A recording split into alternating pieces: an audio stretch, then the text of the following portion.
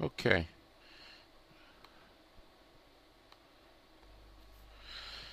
I'm back. Uh, we just finished talking about Dell and its multiple types of business model innovation. eBay. I could go through all of this, all of these. Let me do one that's related to Dell to get a better, so you have a better understanding of this revenue model innovation. It's a company that I'm sure you're aware of. It's called American Express. American Express was not built on the American Express card. It was built on something called traveler's checks. If you don't know what traveler's checks are, look them up. But traveler's checks, before we had ATMs, you couldn't just travel and expect to get money wherever you were. So you would have to go to your local bank and give them money, and they would give you a traveler's check. Okay, sorry about that. They would give you a traveler's check. And a traveler's check would represent a check that the bank would stand behind, and you would use this to make a purchase. So, for example, if you were going to go to a small European country called Sweden, you go to your bank and you would buy, let's say, $100 worth of traveler's checks, and you would sign. There were two lines for signatures. You'd sign one in front of the bank officer, and you'd sign one when you got to the merchant, and you'd give them the $100. And American Express traveler's checks ultimately became free, and you'll see why in a minute. Then you would travel to. You do this, of course, in advance. So you're a good traveler, a week or two in advance, and then you would go to that distant country, Sweden. Let's say this was in the early 70s. And then you would spend time in Sweden and you would want to buy something. Perhaps one of those cute little wooden horses that are painted in red. So you go and you purchase one of those, and the way you would do it is you would sign the other line on the check, and you would give the $100 traveler's check to the merchant, and let's assume that it cost $100, and that would be it. And then you would take your horse home, and then when you traveled back to the United States, you have a nice present to show everyone that you were in this unusual country. Now, what does the vendor do? Well, the vendor goes to his bank and deposits the traveler's check. Now, depending on the type of bank he or she has, the vendor might not get credited that money immediately. So, the check would then be physically sent back to the bank of origin. This is the olden days, okay? So, it would have to be packaged, and then they'd ship them over, maybe by plane, maybe by boat, okay? And let's assume that it took a month, okay? So now you've purchased it 2 weeks in advance of your trip.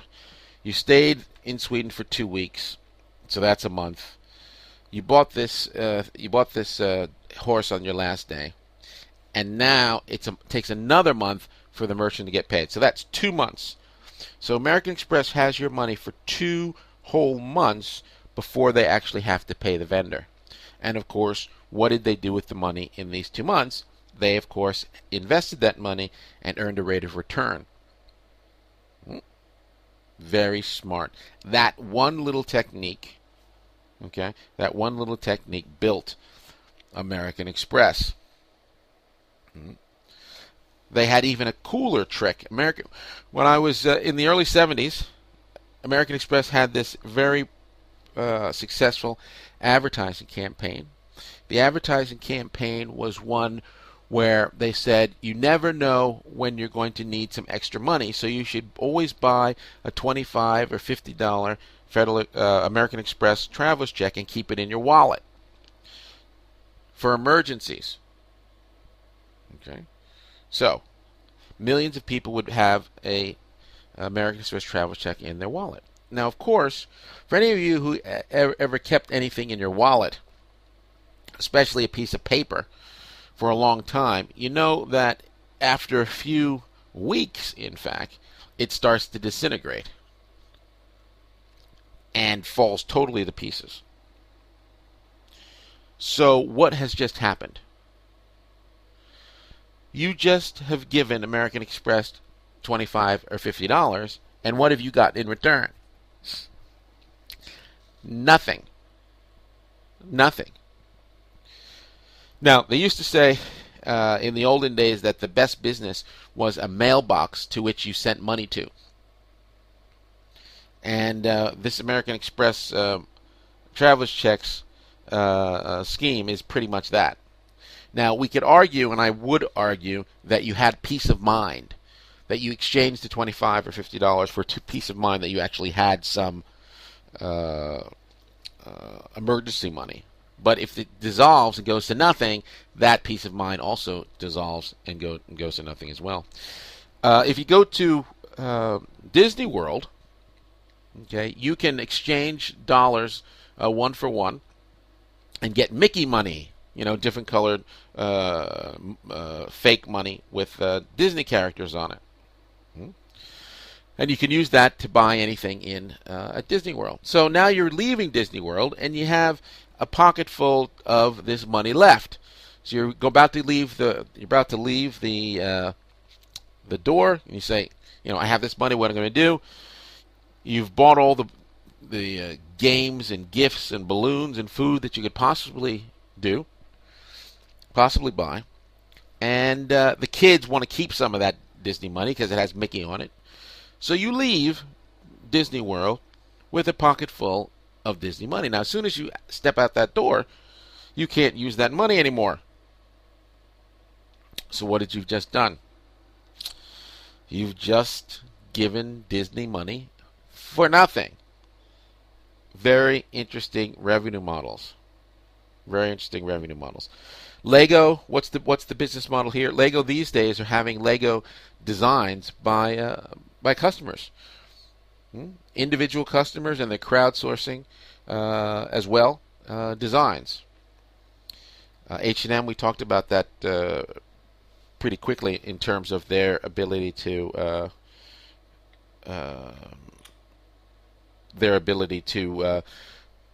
manufacture trendy outfits and deliver it in the stores in a relatively quick period of time. Google, they weren't the first search engine by far, but what they did do is they developed a technology, PR ranking, and they also developed a system, a payment system to allow them to monetize that technological innovation. So PR was a technological innovation, but it didn't gain any traction for Google, the company, until it was paired with AdSense and AdWords. They had to have an innovation on the revenue side in order to monetize the technological innovation. Gillette, sorry for the extra L here, but Gillette, very popular business model, was started by King Gillette. King Gillette, of course, was not a king. That was his first name, King Gillette. I guess his mother had a sense of humor. But what he did do was invent the safety razor. The safety razor. And the basic strategy was to sell or give away the razor, okay, and make you buy the consumable high-value blades. It's a model that's still used today. It's a model that's used in many different industries. For example, how many people have bought a printer? Okay, you buy a printer, and the ink costs almost as much as the printer itself. And it's the ink that's the consumable. So every time you go out and buy ink, you're paying a substantial amount of money, and this ink is very high margin. Whether it's paper to fill the machine or ink, and whether it's a printer or a copy machine, this is all the Gillette model. When there's a piece of hardware, and then there's a high value, high margin consumable. IKEA, of course, is a business model innovation. They didn't invent furniture, but the way they deliver furniture and the way they source furniture is their innovation. Uh, GE engine. This is interesting. I'm spending a lot of money. I'm spending a lot of time talking about some of these examples because I think they're interesting. I think they're important to get your mind going, and I think that it's valuable to spend the time talking about this. GE engine. What did they pioneer? Okay, uh, GE engine. They make jet airplane engines. They make jet airplane engines, and jet airplane engines are very expensive. They are, the most expensive individual part of an airplane. So they came up with a way that wins for many parties in this transaction. So when you buy a commercial jet airline these days, you buy it without engines, and then you say, this type of engine I want on the plane, whether it be Rolls-Royce or GE. We're talking about GE right now because they pioneered it. So GE, okay, puts the engines on the plane, okay, but you don't buy them. In fact, you don't even own them. GE owns the engines. What you buy is a contract or a license or a subscription, however you want to call it, to a certain amount of uptime.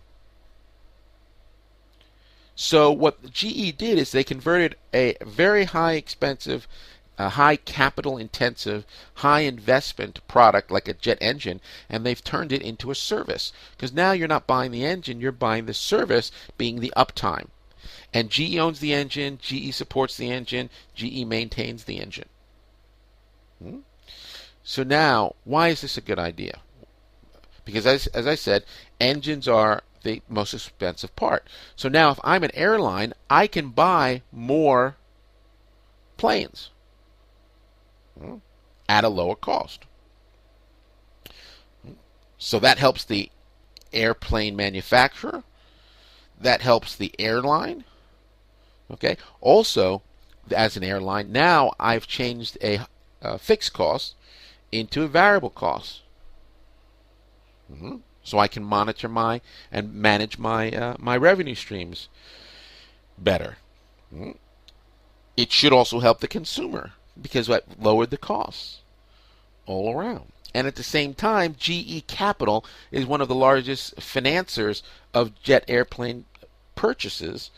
So now GE has made money again because airline companies are purchasing more planes, they're financing more planes. So this is a really win-win-win-win sort of a situation, and sometimes that can happen with business model and innovations. Xerox, I want to talk about in a second here. As I mentioned with Google had a technological innovation, PR, but they really weren't able to take advantage of it until it was coupled with a business model innovation. Xerox, in 1959, this is around the time that Xerox actually changed its name. It was Haloid, and then it was Haloid Xerox. Changed its name to Xerox in 1959. And Xerox had invented something called xerography, funny enough, which was a way using static electricity, basically, to make copies. Now, why was this a big deal? Well, because if you're old enough, and probably very few of you are old enough in this class, copy machines used to be a wet process. To make copies, it was wet. You had to use a wet system. It was messy, and it was just a pain. So Xerox comes up with xerography, technically superior in so many respects, and so Xerox at this time is a small company. So they go to Kodak, they go to GE, they go to IBM, huge companies, to try to get them to be partners with them, marketing partners. And basically they said, no, get lost.